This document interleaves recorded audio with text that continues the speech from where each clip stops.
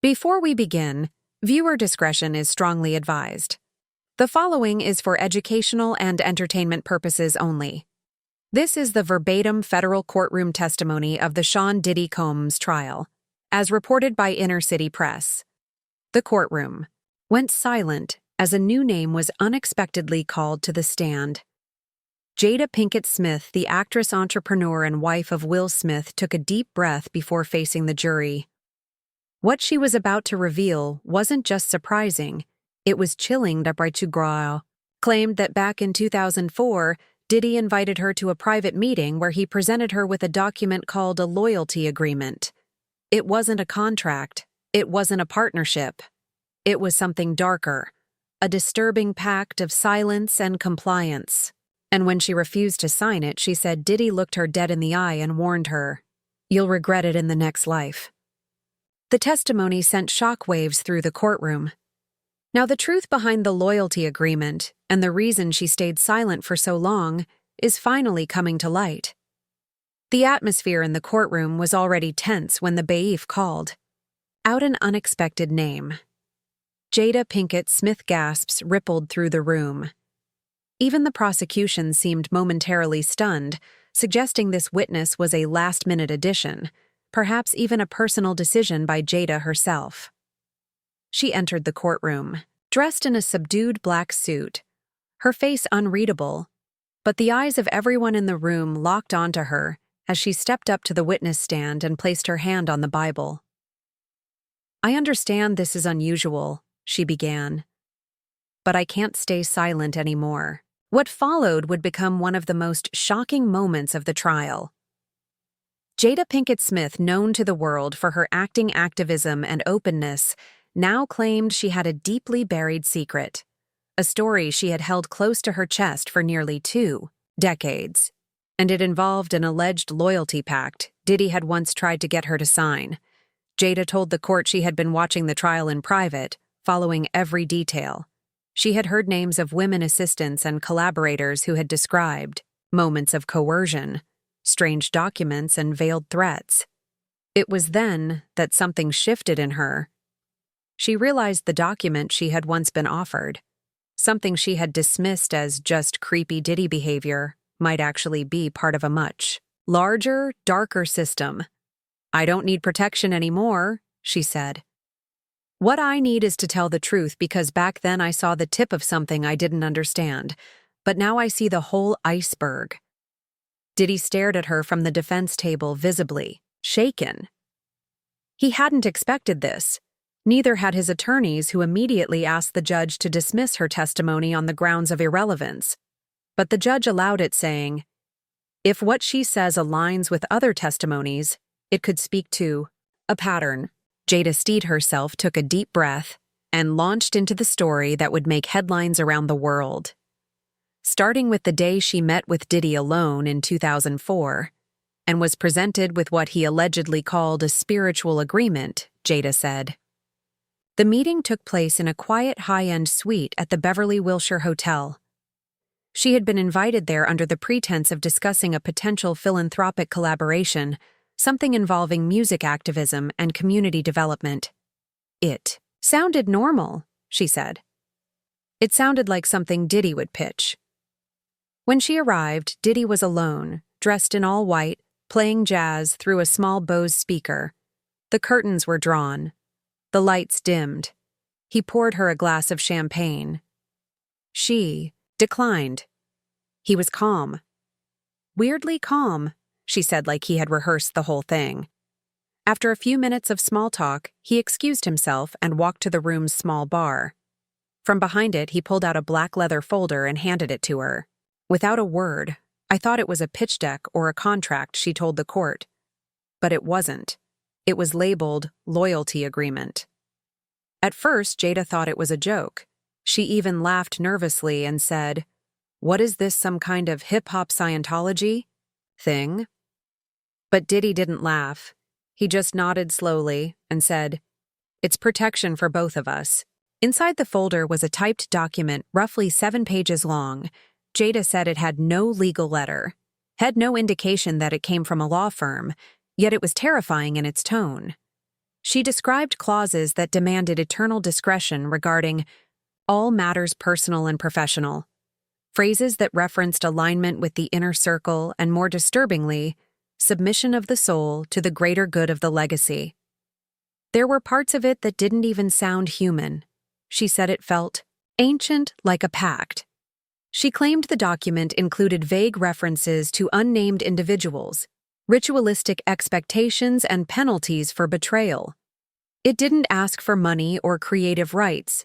It asked for silence, obedience, compliance forever. And the end. There was a signature line with her name already typed below it. I felt sick. I felt like I was being recruited for something I didn't understand. She handed it back and said, "No." That's when she says Diddy's tone changed. Jada began reading sections of the document aloud in court, or rather paraphrasing them. The original, she said, had mysteriously disappeared from her home years ago, but she remembered entire phrases. By heart. That's how much it haunted me, she told the jury. One clause stated, "The undersigned agrees to uphold confidentiality not only in this life, but in all spiritual transitions thereafter." Another included the line, "Any knowledge gained in sacred space shall remain sacred, never to be uttered in earthly court, church, or public sphere." Jada said she remembered laughing nervously when she first read that I said, "Are you telling me this contract follows me after I die?" And Diddy looked me in the eye and said, "You're starting to get it." Other elements described a hierarchy of silence levels of information that could only be unlocked through demonstrations of loyalty. There were references to tests, gatherings, and the phrase "the selection," which appeared 3 times but was never defined. One part read, "To break silence is to break the bond.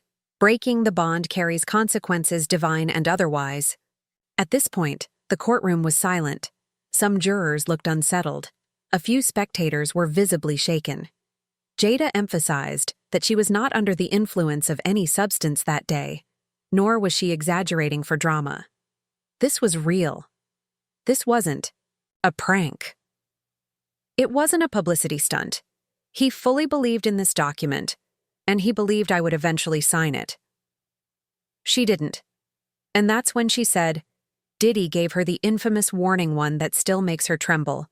"You'll regret it in the next life." That moment would stay with her for years, and though she walked away from the meeting that day, she felt as if something had followed her ever since. After Jada refused to sign the so-called loyalty agreement, she described a shift in the room's energy that felt almost spiritual and not in a good way. The music stopped. Diddy's expression darkened, and he leaned forward. No longer playful or mysterious, his voice became low and slow, like he was reciting something he had said before. He looked at me and said, "You'll regret it in the next life. Not this one." The next period, Jada clarified to the jury that she didn't know if he was threatening her with physical harm or speaking in metaphysical terms. It felt like a curse, she said, like he believed he had the power to reach into something eternal. The court went silent again. The prosecutor asked if she had taken that threat seriously. Jada responded without hesitation, "Absolutely, because it wasn't a joke to him, and suddenly it wasn't a joke to me." Diddy didn't just warn her, he began listing what would happen if she went against the current. He warned that roles would dry up, projects would mysteriously fall apart, certain producers would no longer return her calls, people in her life might distance themselves for their own safety. Didn't raise his voice. He didn't even touch me, but it was the scariest moment I've had in Hollywood, she said. Then she said he smiled again, that same rehearsed smug grin, and told her, "Just think it over, you'll see everyone always comes back." Jada left the hotel suite immediately. She didn't say goodbye. She didn't look back, but she remembered walking to her car and realizing she was shaking so hard she couldn't put the key in the ignition. I had seen a side of him that I wasn't supposed to see, she said. And that's when I knew whatever this thing is that he's running, it's bigger than just parties and rumors. After her terrifying encounter in 2004, Jada made the decision to stay quiet, not because she was complicit, but because she was afraid. She admitted on the stand that for years she carried that fear like a shadow that followed her everywhere. She'd walk into events and wonder who else had been approached with the same agreement. She started scanning rooms, searching for subtle signs, the same folder, the same phrase, that same hollow look she had seen in Diddy's eyes that day. She also began noticing the pattern. Certain women who once had promising careers vanished. Some became silent, never giving interviews again. Others stayed in Diddy's orbit despite clearly being uncomfortable in photos or videos. It was like they were trapped in something they couldn't speak about. Jada said, and I realized I had just barely escaped, but escaping didn't mean peace. She told the courtroom about recurring nightmares, about the strange feeling of being watched, about moments when her phone would ring. No caller ID, and the voice on the other end would say nothing. Just breathe. She began journaling, trying to make sense of it. Eventually, she burned the journal out of fear. It might be found. I didn't even tell Will, she confessed. Not for years, I couldn't explain it. I didn't want him to think I was being paranoid. But it all came back the moment this trial began. When she heard former assistants and dancers testify about NDAs, coercion, veiled threats, and strange spiritual language, it was like hearing an echo from her past. That's when I knew it wasn't just me. That's when I realized I wasn't crazy. He was doing this to everyone. The decision to testify wasn't easy. She knew it would reopen, wounds attract media attention, and possibly place her in danger again. But this time, she said, the silence felt heavier than the risk. I used to think staying quiet would protect me. She told the jury, now I know silence is what protects him. What came next wasn't just emotional, it was damning. The prosecution brought forward 2 additional loyalty agreements recovered during investigations into Diddy's former employees and partners. The documents, though different in format and language, mirrored the bizarre elements of Jada's testimony with disturbing accuracy. One document came from a former assistant who claimed she was given the folder in 2007. Another came from an ex-dancer who worked on a world tour in 2010. Both described clauses about silence beyond death, references to eternal contracts, and a heavy emphasis on aligning with the mission of legacy through sacrifice. Jurors flipped through the exhibits, clearly rattled. The similarities to Jada's story were undeniable, but it didn't end there. A forensic handwriting expert was called in to review markings on all 3 documents. The conclusion: while the typed content varied, the handwritten annotations on each one, including underlined side notes and a cryptic symbol resembling an eye inside a circle, were consistent with Diddy's writing. When asked by the prosecution if she recognized the symbol, Jada simply nodded and said, "He told me it was." The watcher said it would protect him and punish those who betrayed the mission. Diddy's legal team immediately objected, calling the documents fabrications and accusing the prosecution of conspiracy, but the judge overruled, noting that the consistency across 3 independent testimonies plus forensic analysis warranted further review. The courtroom audience was visibly disturbed. One observer was even escorted out after fainting during the reading of the 3rd contract. It was no longer just a celebrity scandal. It was beginning to look like a spiritual cult disguised as a loyalty pack. And Jada's calm but haunting delivery made it clear this wasn't just about paperwork. This was about a system, one rooted in fear, silence, and absolute control. As Jada continued, the courtroom learned that her testimony wasn't just a personal warning. It was a glimpse into what many in Hollywood had long whispered behind closed doors. She said she'd spent years navigating around certain people, avoiding specific gatherings and declining lavish invitations because she knew what they were really about. There are entire calendars built around who's hosting what party, she explained. And if it's Diddy, you know what that means. She recalled moments on red carpets where other female artists would exchange knowing glances whenever Diddy was present. She remembered how assistants used coded language to discuss invitations, Terms like the upstairs room midnight circle and bringing your aura were all allegedly phrases that quietly indicated whether someone was about to be invited into what Jada called his net. I wasn't the only one approached. She emphasized, I was just one of the few who said no and survived it. Jada admitted that over the years she'd quietly warned a few others to be cautious. She didn't always share her full story, too dangerous, but she would find ways to drop hints to steer them clear. Some listened, some didn't. Some disappeared from public life shortly after. She also revealed that a few others had privately confessed similar encounters with Diddy, being given agreements, being offered access to elite, opportunities in exchange for loyalty and silence. It was always framed like an opportunity, never a threat, but you could feel the threat under every word. She told the court that people who once worked with Diddy and then suddenly vanished or fell out of favor weren't just taking a break. Many, she believed, had been damaged by the very structure they were invited to join. Jada's voice remained steady, but the content of her testimony grew darker. If this trial hadn't happened, I never would have said a word. But it's time. Everyone thinks the worst thing you can do is say no to power. I promise you the worst thing is staying quiet and letting that power grow. While Jada testified, all eyes occasionally flicked back to Diddy, and his demeanor was telling. At first, he looked impassive, leaning back in his chair, head lowered as if trying to control his expression. But as Jada read portions of the document aloud and described their 2004 meeting, his posture began to shift. He leaned forward, he rubbed his temples. His defense attorney whispered to him multiple times, only for Diddy to nod tightly and wave them off. But what stood out most were the moments when Jada used his own words against him, when she repeated the phrase, "You'll regret it in the next life." He visibly flinched. When she described the watcher, Diddy turned away and refused to make eye contact with her or the jury. It was the first time in the trial that he seemed completely unprepared. Courtroom sketch artists captured the moment and it circulated quickly online. One reporter described Diddy's look as haunted. There were murmurs among the gallery journalists whispered to one another, and even the judge asked twice for the courtroom to quiet down.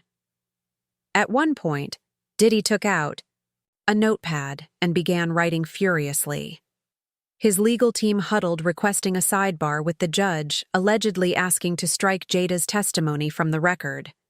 But the judge declined, saying, "This witness came voluntarily. Her experience is relevant." To understanding the broader allegations, the tension only escalated when Jada mentioned the similarities between her loyalty agreement and others. That was when his hand started to tremble. A courtroom observer tweeted, "He wiped his face. He wasn't in control anymore." Jada never once looked at him during her testimony until the end. When asked if she had any final statement, she turned toward him for the first time and said, "You always told me I'd regret saying no, but look around. You're the one on trial, not me." Diddy froze. The air in the room turned electric. For the first time during the proceedings, it felt like the silence wasn't protection. It was accountability, arriving one word at a time. As Jada Pinkett Smith stepped down from the witness stand, the courtroom remained stunned. But outside the walls of that courthouse, the impact of her testimony was already being felt across the entertainment industry. Headlines spread like wildfire.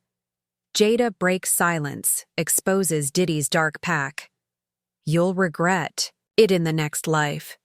Inside Diddy's loyalty agreement, Jada links Diddy to cult-like contract culture in Hollywood.